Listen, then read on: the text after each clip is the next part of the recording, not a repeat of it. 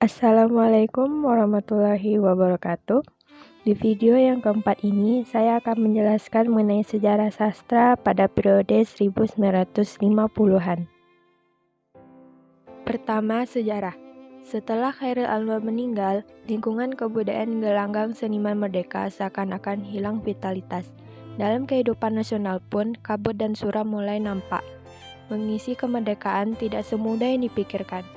Pada April 1952 di Jakarta, diadakan sebuah simposion tentang kesulitan-kesulitan zaman peralihan sekarang. Dalam simposion itu dilontarkan krisis akhlak, krisis ekonomi, dan yang lainnya. Tahun 1953 di Amsterdam diselenggarakan simposion tentang kesusastraan Indonesia. Disinilah pertama kali membicarakan tentang impasse dan krisis sastra Indonesia sebagai akibat dari gagalnya revolusi Indonesia.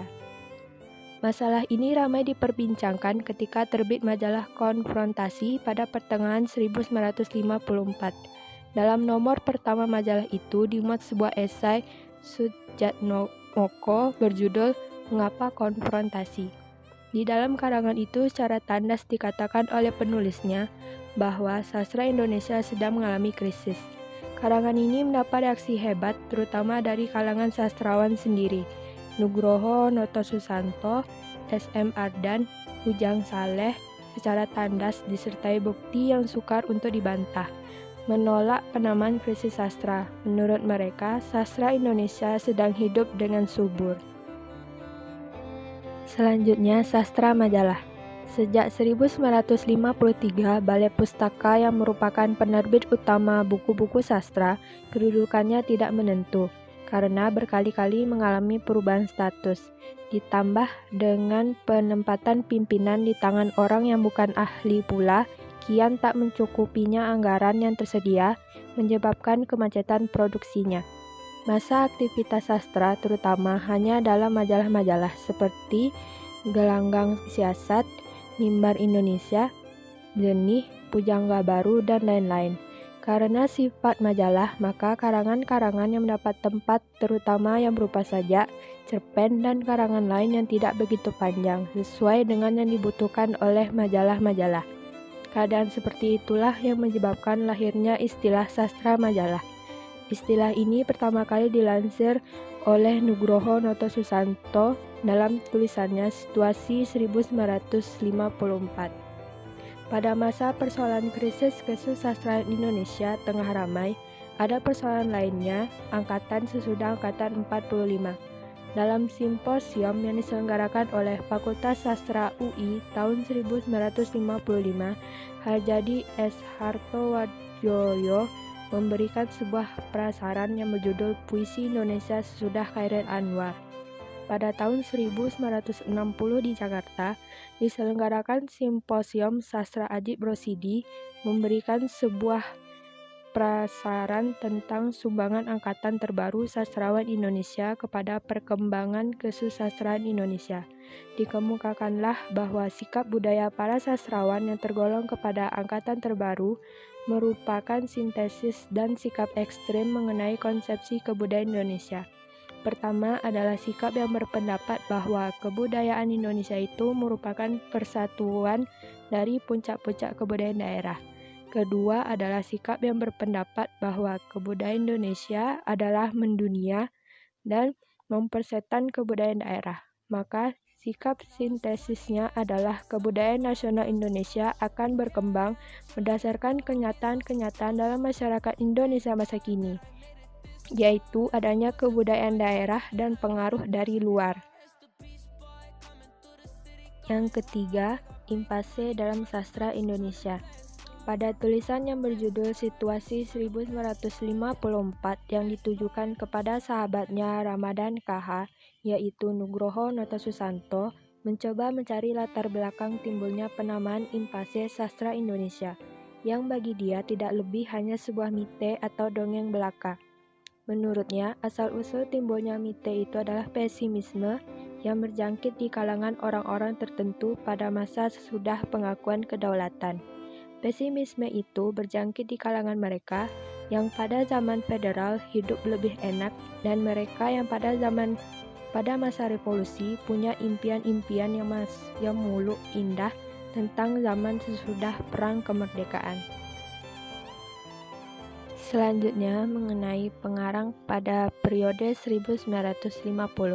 Yang pertama, Nugroho Notosusanto, lahir di Rembang 15 Juli 1930. Terkenal sebagai penulis prosa, terutama pengarang cerpen.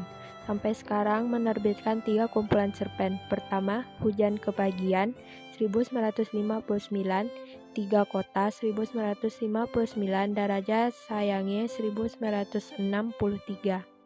Yang kedua, Ali Akbar Nafis, lahir di Padang Panjang 17 November 1924. Cerpennya yang pertama, Robohnya Surau Kami 1956. Kumpulan cerpen yang lain adalah Hujan Panas 1964 dan Biang Lala 1964. Ia juga menulis sebuah roman yang berjudul Kemarau 1967. Yang ketiga, Trisno Juwono, lahir di Yogyakarta 5 Desember 1928. Cerpen pertamanya berjudul Laki-laki dan Mesiu 1957. Yang kedua, Angin Laut 1958. Di Medan Perang 1961. Kisah-kisah Revolusi 1965. Serta beberapa roman yang berjudul Bulan Madu 1962. Biarkanlah Cahaya Matahari Membersihkanku Dulu 1966. Yang keempat, Iwan Simatupang, lahir di Sibolga 18 Januari 1928. Mula-mula menulis sajak, kemudian esai, dan setelah itu ia menulis cerpen, drama, dan roman. Drama yang sudah diselesaikannya berjudul Bulan Bujur Sangkar, Taman, RT 0, RW 0, Petang di Taman 1966. Cerpennya patut disebut Lebih Hitam dari Hitam. Siasat Baru 1959. Yang kelima, Toha Mokhtar, pengarang yang produktif, menulis cerpen-cerpen dalam majalah hiburan. Ia mengejutkan dunia sastra Indonesia dengan sebuah roman berjudul Pulang tahun 1958 yang mendapat hadiah sastra nasional BMKN tahun 1958. Setelah itu, ia menulis roman Daerah Tak Bertuan 1963, Bukan Karena Kau 1968, dan Kabut Rendah 1968. Yang keenam, Subadjo Sastrowarjoyo, lebih dikenal sebagai penyair, dan buku pertamanya merupakan kumpulan sajak yang berjudul Simponi 1957. Cerpennya berjudul Kejantanan Si Sumbing 1965, serta Perawan Tua yang sangat menyaran yang melukiskan keadaan jiwa seorang gadis karena mau setia kepada kekasihnya yang gugur dalam pertempuran melawan Belanda, lalu menghadapi hidupnya yang sepi. Yang ketujuh, Motinggo Busjeh, lahir di Kupang Kota, Lampung 2 November 1937. Hingga sekarang dikenal sebagai pengarang Indonesia yang paling produktif. Drama-dramanya antara lain Badai Sampai Sore 1962, Nyonya dan Nyonya 1963, Malam Pengantin di Bukit Keras 1963. Cerpen-cerpennya yaitu Keberanian Manusia 1962, Nasihat Untuk Anakku 1963, Matahari Dalam Kelam 1963. Selanjutnya mengenai karakteristik karya sastra pada angkatan 50-an. Yang pertama, pusat kegiatan sastra sudah meluas ke seluruh pelosok Indonesia. Kedua, nilai keindahan terbentuk atas peleburan antara ilmu dan pengetahuan asing berdasarkan ukuran nasional. Dan yang ketiga, kebudayaan daerah lebih banyak dimunculkan untuk mewujudkan sastra nasional Indonesia. Yang terakhir, mengenai perbedaan angkatan 50-an dengan angkatan 45. Pada angkatan 45, lebih terbuka. Pengaruh unsur sastra asing lebih luas, bercorak isi realis dan naturalis, dan meninggalkan corak romantis. Terlihat menonjol individualismenya, dinamis dan kritis, berani menabrak pakem sastra yang mapan sebelumnya. Penghematan kata dalam karya, lebih ekspresif dan spontan. Terlihat sinisme dan sarkasme didominasi puisi, sedangkan bentuk prosa sedikit. Sedangkan pada angkatan 50, pada puisinya, gaya epik lebih berkembang dengan gaya yang lebih sederhana. Gaya ulangan mulai berkembang. Ada gambaran suasana muram karena menggambarkan hidup yang penuh penderitaan, mengungkapkan masalah-masalah sosial seperti kemiskinan, pengangguran, pemerataan hidup. Pada prosa tidak terdapat sisipan cerita sehingga alurnya terlihat padat. Cerita perang mulai berkurang, menggambarkan kehidupan masyarakat sehari-hari, kehidupan pedesaan dan daerah mulai digarap, dan banyak mengemukakan pertentangan politik.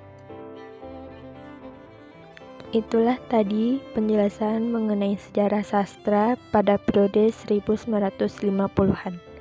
Semoga bermanfaat dan terima kasih.